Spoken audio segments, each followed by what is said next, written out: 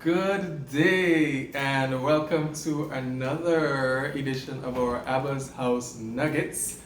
And we're continuously bringing these to you, praying that they are a blessing. So if it's a blessing to you, please like, share, subscribe, put on your post notifications so that you can get them every time and so that someone else can be blessed. We are continuing in the life of Joseph, and we are going to chapter 39 from verse 1 down to verse 6.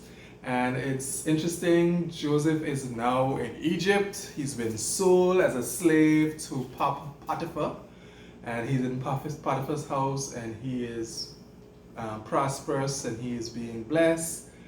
And Potiphar puts him over his entire house. And there's a couple of things that I want to highlight. First of all, Potiphar was, the scripture says, an officer of Pharaoh as well as a captain of his guard. Translating that to the original language, he was a eunuch that watched over the women, the females of Pharaoh's house, as well as Pharaoh's executioner.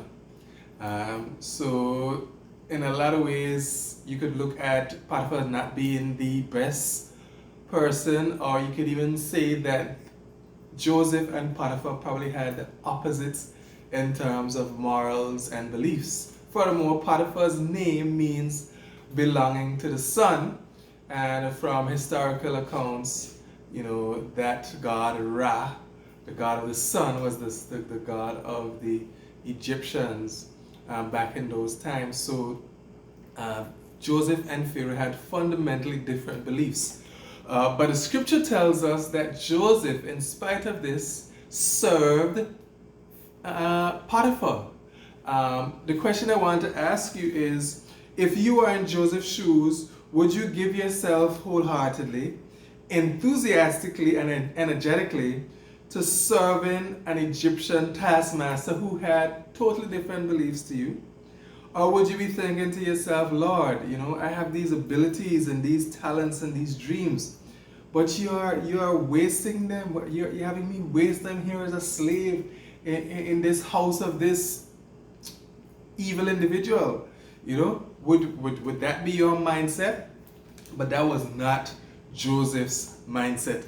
Joseph, the scripture said God was with Joseph, and Joseph prospered in the house. That prosper means to make progress, to succeed. He succeeded in this house because he served Potiphar diligently.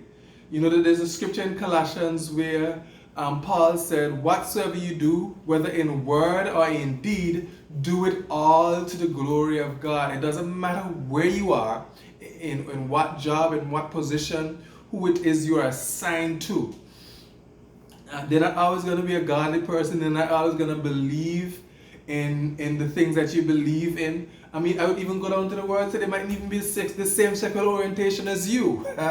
But whatsoever you do, whether in word or deed, do it all to the glory of God. Joseph was so committed to being true to himself and to serving his master that the scripture said that his master, who served a different God, saw that he recognized the God of Joseph. So this is the whole crux of the matter. No matter where we are, no matter what we're doing, we have to still let our light shine so that people can see, so that they can glorify and recognize our Father. And that is my encouragement to you to do today. And just to wrap up, as we come down to the end of verse 6, we see that because of Joseph's faithfulness, Potiphar puts him over his entire house. And Potiphar's house, his entire house, prospered because Joseph was in charge. Not only did he decide to serve this man with totally different beliefs and who worshipped a totally different God, furthermore he caused this man's household to prosper.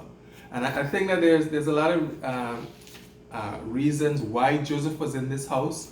And why God placed him there? Because Joseph must have learned a whole lot about Egyptian culture and how the authority and the head, how Pharaoh functioned in this household to prepare him for his ultimate position further down the road.